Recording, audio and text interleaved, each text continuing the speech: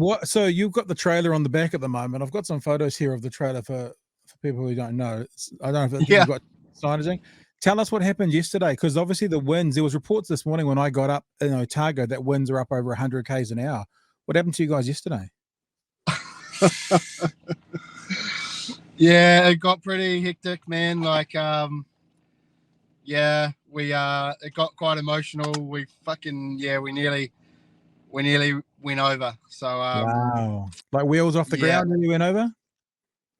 Yeah. So, it was pretty next level. We kind of shook us up a bit. We're like, fuck. We knew it was going to be windy, but nothing like that. It was next level. So, it gave us a big, massive shake up. Oh, fuck. And we stopped, and we were probably about 8 minutes out of Ashburton, and that happened. So we were just like, fuck, what are we gonna do? So we literally drove about 20k an hour all the way on the grass strip next to it, all the way into Ashburton, because we're like, there were trucks getting blown over, there were trees all over the road. It was next level. Like, we're really lucky, like seriously lucky. So yeah, we kind of decided to have a breather last night and go have a few beers and calm our nerves. Because that thing on the back of your truck is basically a sail, so I get it. But you gotta be hardy when you come to the South Island, bro. That's what it's all about. You got to be a hard man. Yeah, we knew. I remember talking to you last time, and you said, just be careful, like, when you come here. And I was like, yeah, I know. And then after last week, you guys had all that crazy weather. And then it looked like it was going to open up for us when we came down, and then kind of come Monday, it switched again, and we were like, and I was like, fuck, we might not be able to make it to the West Coast, which is, so we're just trying to plan out our next trip, like how at least we'll get down to Bluff today, and work out from there whether we're going to go to Wanaka, or maybe the roads will open up tomorrow. I'm not sure, but it's not looking great. We've lost the day already. Yeah. But the biggest thing about this kaupapa is to actually get to Mohua, up to, where Tasman came into the bay. Gotcha. And yeah, we're going to have that kōrero with, mana whenua up there, and have their kōrero e pānaki, like their chat, which is going to be real important from when we go to the Netherlands next week. Yeah. So worst case, like it's from down here up through Wanaka up to the West Coast is a long drive. Like going through that Haast area, it's a beautiful drive. It's real Lord of the Rings stuff, but it's a long drive. But if what you're saying is your objective overall, the biggest objective is Mohua up there in the top, was that northwestern part up by Nelson to the west of Nelson, is you could always just come back up State Highway 1, couldn't you? I mean, it would be a shame, but if that's the objective, that could be done. Yeah, so that's kind of plan B. So yeah, we almost left the trailer yesterday in Ashburton, and we were going to keep trucking down, because we knew that it'll be, but then we thought if we get up early enough, we can get down, we can shoot what we need to shoot, and get maybe perhaps on Wednesday get over, and spend like a good day. But I don't really want to be traveling at night. At the moment we've already had our first brush. Yeah. So we're like, if we can get to Mohua, I'll be happy. But we might have to kind of take another day and actually go back home on Saturday instead of the Friday that we were trying to get there. But it's all good. We'll work it out. Hey, maybe what we could do is just maybe take one step backwards and explain what we're actually even talking about. We're kind of having a bit of a chat now, but we haven't even, you and I are chatting because we've chatted so much in the last since you came on for that full hour. we've been Yeah. in communication, but we should probably let the rest of the whānau Let's into the give conversation. some people some context of what the fuck we're actually up to. I've got, I don't want to trigger you here, but I want to bring up Hobson's Pledge because this is a response to it. And for people who don't know, Hobson's Pledge is a group of New Zealanders who are saying this. New Zealand is a great nation built on a foundation that all of us will be assured the same rights before the law. Now, if people who watch the show, they already know that I think that's horseshit, but we'll keep going. Hobson's Pledge believes in the importance of moving forward as one to allow us to focus on what unites us as a nation. It's so funny. Like, I'm not trying to take the piss here, but as I read that, what unites us as a nation, what I read in my head was what whites us, WHITES, what whites us as a nation, which kind of is a little bit what Hobson's Pledge is all about, isn't it? And overcome the challenges that would seek to divide us. Now, this is their main, I guess, selling point to the public. There's a lot of conjecture here, but I'll read out what they've got. We will continue to advocate for equality and unity. Our focus is based to build awareness to prevent legislation, policy, and regulations that will differentiate New Zealanders based on their ethnicity or ancestry. So basically, what they're saying, right? They put out this idea that they want us to all have the same rights before the law, but all they're really talking about is the same rights before the law based on ethnicity or ancestry, so based on race. Because as you know, Hohepa, and as others know here, as soon as I talk to someone like David Seymour and I go, but what about people with special car parks who need them because they're disabled? Oh, no, that's okay. What about 65-year-olds? Because that's us being treated differently under the law based on disability or based on age, and they're okay with all those differences. The only thing they're not okay with is differences in law based on race. And you can see it very clearly on their website that actually when you go to some of the things they've done, and as I've said before, they're very poorly made memes here, is they're not even about the law really. They're about New Zealand, not Aotearoa, because that's a big legal issue in New Zealand. Legal issue? Like, obviously not. It's just a trope to their audience. So what this is from my perspective, it's just, the word white supremacy gets bandied around a lot at the moment. So let's just call it an alt-right, far-right, wolf in sheep's clothing to say those bloody Maoris, why do they think they're getting something that the rest of us aren't? That's what Hobson's Pledge is. Now, what you've done, and you went around the North Island last year, I think it wasn't it, or the start of this year, is your response. A couple months ago, yeah. Okay, your response to it is HORIs Pledge. Now you call yourself Hori, username Hori as your art, sort of your pseudonym in the art world. Of course, it's a derogatory term from when I was a kid. If you called someone a Hori, it was like a not quite New Zealand's N word, but certainly a derogatory term around Māori folk. You've sort of owned the word yourself and are using it, and you started up HORIs Pledge. So now, unless I've set up something incorrectly, I'm happy for you to correct me as to how I've just synopsized Hobson's Pledge, but I've set it up as to how I see it. If you're cool with either saying that's how you see it or however you want to add to it, and then tell us what Hobson's Pledge is. Oh, sorry, HORIs Pledge is. Yeah, I completely agree with you. If you look at kind of Seymour and Brash and these type of people, it's always the race debate that separates everything. It's always that kind of kōrero. Once that comes up, everything changes in terms of the way they view things. When you talked about the ages and the disability chat, but as soon as it starts talking about Māori, whether it be with our health or anything like that, all of a sudden it's not fair. Yeah. And it's interesting that when you look 200 years ago, what happened to our people, we can definitely say that wasn't fair. Yeah. So when you have people who say that kind of shit, it just it speaks kind of volume, or really of what they don't understand. So when we challenge these people, and we constantly do, it's just this is what HORIs Pledge is about. It's using what they've already created. We do this a lot in our artwork. We kind of use the colonizers' tools against them.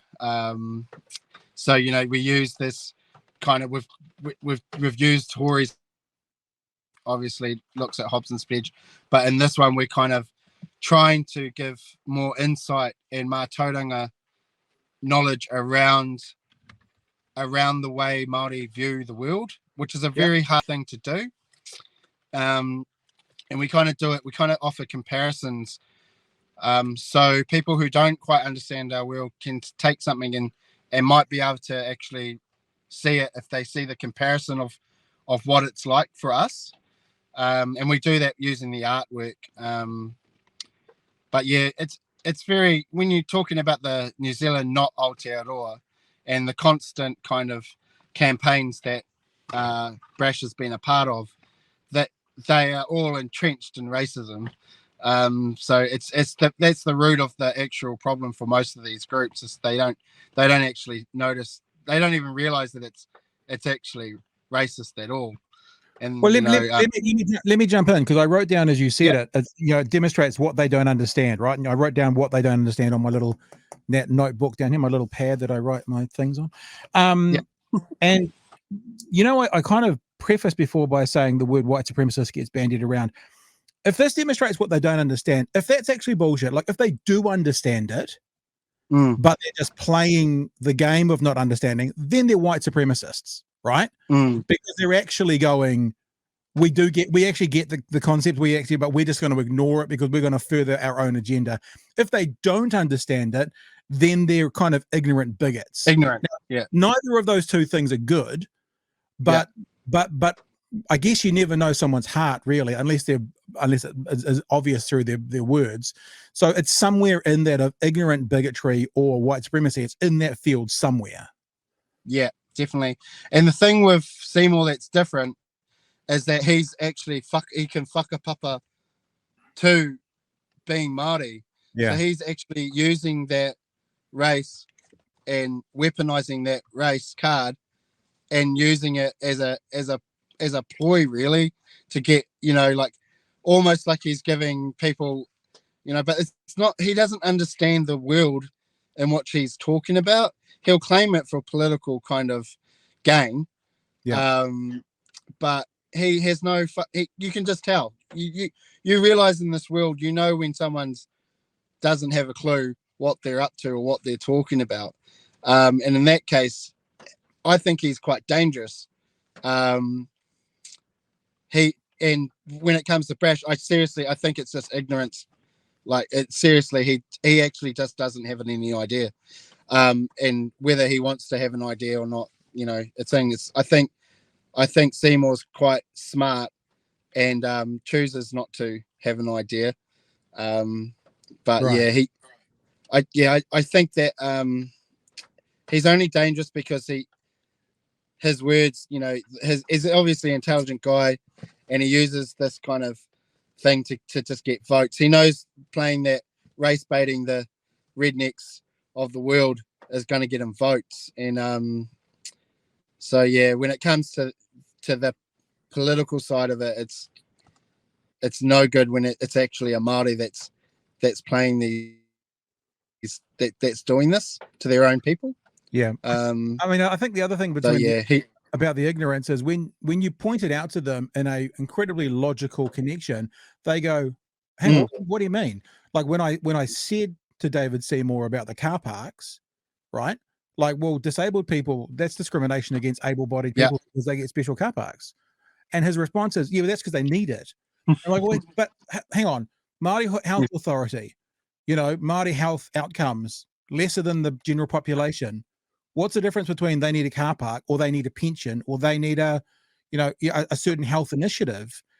And it's just, it frustrates me because, and I think you were actually watching the stream when I talked about this last time, where I went, if we took out the word race or Māori and we just said group X, of whatever, group X needs help for reason Y, then what we do is we help because of reason Y. Now, whether that's a person in a wheelchair and a car park, or a ramp going into a McDonald's, or whether that's Māori and health outcomes, it's still group X who needs help because of people Y. But these people, all they'll see is, well, yeah, but that's a race issue. I mean, if it was people who were 7 foot And of all the ethnicities who needed help to have doors heightened because they kept getting concussions, people would go, well, I can see that logical connection, but they don't seem to be able to see it when it comes to a group of people based on, an ethnicity. And it just reeks of that whole, it does, it reeks of bigotry because they're not so stupid as to not understand that. Yeah, and it's hard because it's what we, if you, that's a great comparison to tell people. That's an awesome way, but they'll look at that and they'll still go, no, it's different. And then you're like, no, it's not different. Just think about this logically. It's exactly the same.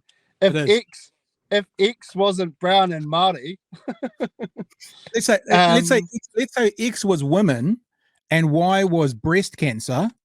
Yeah. Then we do something. It's not something I'm going to suffer. But if X is women, female, and Y was breast cancer, no one would have a question about it. No issues whatsoever.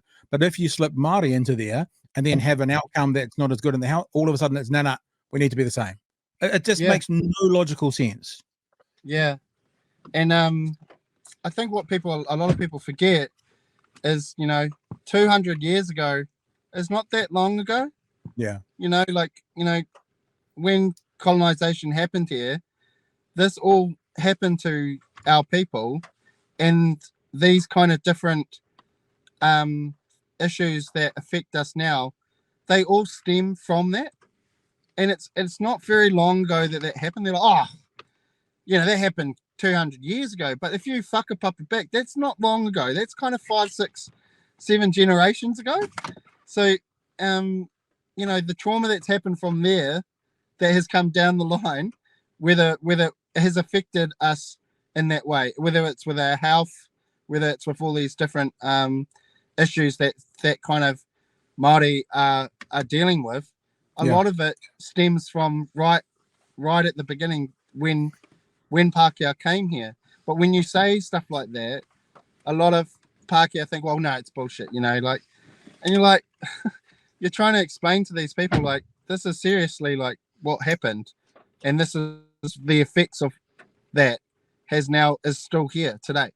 And again, if you just follow logic, I mean, there are people living in New Zealand today whose grandparents would have been born in the late 1800s, right? The late 1800s is only a few decades after the treaty was signed. Like my dad's 82. So his parents were probably born in the early 1900s, which means his grandparents probably were born in like 1870, 1880. So it's not that difficult to get some elderly people thinking about their grandparents may have been here in 1850, 60, 70, that kind of time period. And if we think very carefully that if that grandparent born, let's say 1870, I'm picking a date, suffered some kind of ill that impacted that elderly person's today parent, because of the way they were raised, and then that parent today was raised in a different way because it impacted the person in, let's say, in 1930 or 1940. It's only 3 gaps back to the 1800s about an issue coming down through a family. So, I think something happened not too long ago. There was a conversation going on in America talking about how since the Holocaust, the Jews are still suffering because of what happened to their family in the Holocaust, and everyone accepts that. Everyone accepts that. That was 80 years ago. It's not that long between 80 and 100 and what are we at? Near approaching 200, 180. It's not that far different. So if everyone accepts that, especially Jews in America, say in a New York suburb, are still feeling the effects of the Holocaust in the 1940s, to think about how Māori were treated in the 1860s, 70s, 80s, 90s, 1900 could still be impacting people today. It's logic. It's a logical possibility at least. Yeah, and then if we take this back to this kōrero, and we take it even further back to the 1600s, like 1642, when Abel, that I've learned, that's how you pronounce it, Abel, came into Mohua, we are still affected by the time, that name, that Māori didn't have that name, but, that has become like this massive, constantly known as New Zealand, which doesn't have any connection to Aotearoa whatsoever. So that's something tiny, like minuscule, that happened 18,000 k's away. Him and his map makers decided it looked like a province in the Netherlands, and decided to label it that. And when Cook here, he called it New Zealand. This must be where he came in, 100 or so years later. And then this is kind of still the chat that we're having now today, is around whether we should try to acknowledge the names that are here before Pākehā came here. So, and we've noticed it so much, especially down south, about all of the constant names, especially in Ōtautahi there in Christchurch. It was Elizabeth, Queen Park, this and there was so many different, things named after people that never ever been here in their lives. But it's kind of like, you look at Auckland and all of these towns, some of these earls and these people never ever once set foot on this land. But there's, over the time it's kind of been, that's just what it's called. So we're trying to have a chat here around trying to acknowledge our Māori ingoa and our names, hence Aotearoa. But also at the same time, it's acknowledging our history and our matauranga, and our knowledge systems and how that was passed down. So there's quite a big chat around matauranga Māori, which is just Māori knowledge around ingoa and our history, and the way we were able to pass that down to people. And just because it wasn't written in a book, doesn't mean that it wasn't true. We just have different ways of how we pass it down. So we're trying to do the same thing, as have comparisons around that. But the last kind of piece of the puzzle is to actually go, to the Netherlands and find out, and go to Zeeland and find out what they think about this whole kōrero, which I think adds real kind of,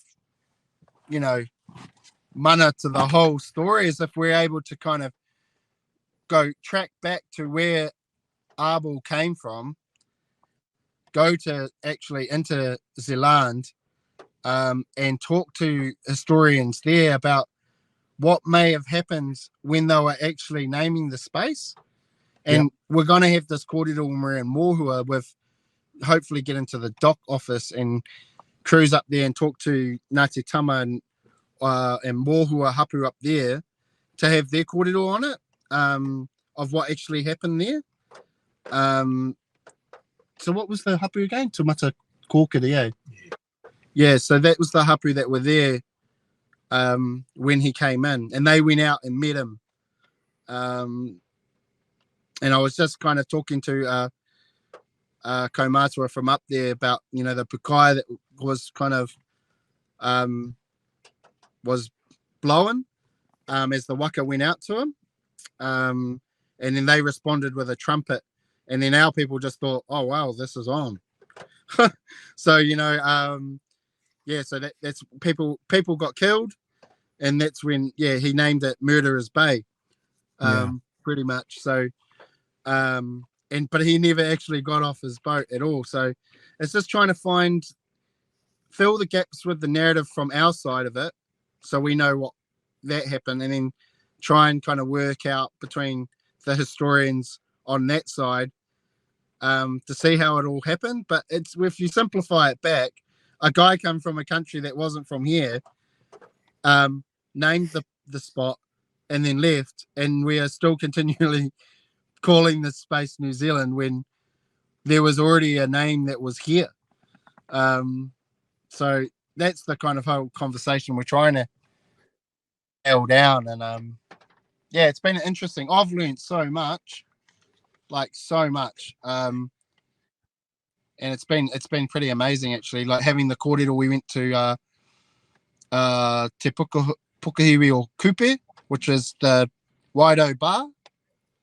And we had kōrero from a guy there, and he told us the kind of another version of what happened. So it's just trying to keep our knowledge about it up. The more we know, the more we can kind of tell the story of of Kupe and his wahine who actually initially named Aotearoa.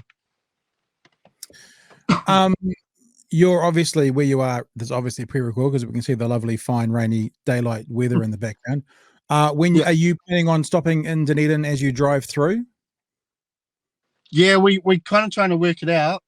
Okay, I'll tell you where to stop. I'll tell you where to stop, and I'll come up and see you. I'll bring the dog up and come say good day. Oh, cool. There's a park just off the main highway. There's a park. I'll tell you about it once we finish recording. But my last question is, and maybe there's a 3-part answer here. What do you want to achieve once you've finished your traversing of the South Island? And what would be a good metric or a good outcome for you once you've done that? Like, how will you measure this? And then what about after you go to the Netherlands as well? What do you want to see or get or educate people? Or like, what's the outcome going to be once it's all done? So we realized after halfway on the North Island, because we did all around Tika and Maui, is that this is actually kind of more of a documentary. Yep. So we think that the final outcome is actually a documentary that we're gonna make.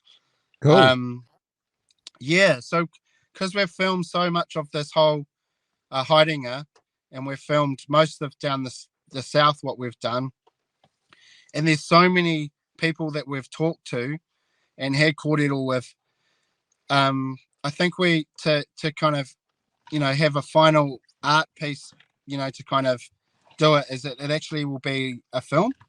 Yeah, we've kind of got a good little crew of to make this happen. And we've been really lucky. So that's going to be the end result. After the South Island, it's actually for us to gain all of that knowledge from people that we've interviewed and talked to. Yep.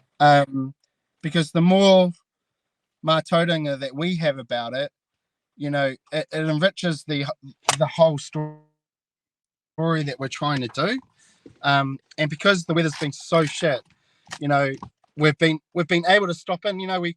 People have been like, "Hey, what have you been up to? Oh, come we'll make you a cup of tea." And so we've just cruised and stopped at people's houses. Cool. Man. We've just jumped in like, "Hey, how you going?" and had a cup of tea, had a yarn. They've talked to us about their whakaaro on the whole kaupapa. They've given us like kind of little tips about traveling south and what you might expect on the way. It's definitely he ahua rere we will call it. Like, yeah, it's a different feeling down here. We definitely feel it, as opposed to it was on the north. So it's all good. We've had a few kind of names like eyebrows and someone telling us get fucked and yeah, but it's all good. And we've also had heaps of people like beeping out to us and even last night at the pub we were telling people about what we're up to, and it's just interesting the contrasts of reactions that we get. And going to the Netherlands is massive because I'm not actually the first person to do this. Well, maybe in the large scheme of what we've done, but like there was Te Whai Harawira that did it probably like 30 something years ago. Right. She was in the Netherlands and she went to Zealand, and the same kind of same kōrero was to go. She was the kuia that told Helen Clark to sit down at Waitangi. Yeah. So pretty staunch. So we're trying to hopefully before I leave to get on the plane, as to have a kōrero with her next week. And the thing was kind of the same question. What were your intentions when you got there? What was your karo around what you wanted to do? But also for me is if you could do it again, she's in her 90s now. I was like, if you could do it again, what would you do? What would be something different that you would do? So I'm real interested to hear what she says. Whether that happens before I go or after, Hone said, like, yeah, you want to probably get there, get that before you go. I think it's a nice way to think about if you could do it before you actually left, as opposed to after the fact. But yeah, the end result will be a doco that we'll hopefully try to edit and show next year at the Maori Film Festival in Otaki. So that's the end goal. But yeah, there's been a lot of artwork made from it. There'll be heaps of different kind of influences that have come to me to kind of, the artwork that will come from it. Yep. So it's kind of just researching a project, really, but just doing it on a big fucking with a massive car and shit ton of petrol and flights all over the world to try and make it happen. Good way to do it. Hey, Hohepa, it's been as always an absolute pleasure to talk to you. When we wrap up here, I'll give you a good place to stop in Dunedin. It's a pretty central area called the Oval, which is a massive, like in Auckland, it would be the Auckland Domain. It's that kind of area in Dunedin, and it's just by the motorway to head down south anyway. So I'll let you know where that is, and when you're driving through, you can fire us a text, and I'll come out and meet you out there and say good day as well. And other than that, dude, all the best with your trip. I mean, I said this to you 2 nights ago before you left, actually. The Christchurch region, to be safe on the road, so be extra safe on the roads. And it's incredibly exciting to hear that just some of the art that will come from this will be something visual that we might all be able to see on the big screen at some stage in the future, because it sounds amazing already. Yeah, no, it's gonna be we've done a pretty good job of shooting it. It's I think it was bigger than what we ever thought, to be honest. Yeah. Well, and I think the way we'll show it. And if you're in Dunners, you go to Forsyth Stadium and our billboard's there for the next week. Oh, okay, cool. So you're leaving the trailer at a Forsyth bar? No. There's a digital like Go Media one that's up there. And that should have started yesterday. So if you're around, tell your mates to go get a photo and check it out. Definitely will. All right, Hohepa Thompson, the Hori. Thank you, sir, and we'll catch you. We'll probably catch you within an hour or so here in Dunedin. But be safe out there, and we look forward to finding out through your Instagram or through your website what's going on. If people want to find out more about what the trip is, probably one of the easiest ways to do it is the Hori on Instagram. Lots of photos there about what's going on. And other than that, be safe on the road, and we'll talk to you real soon. Cheers, brother. All right, kakite.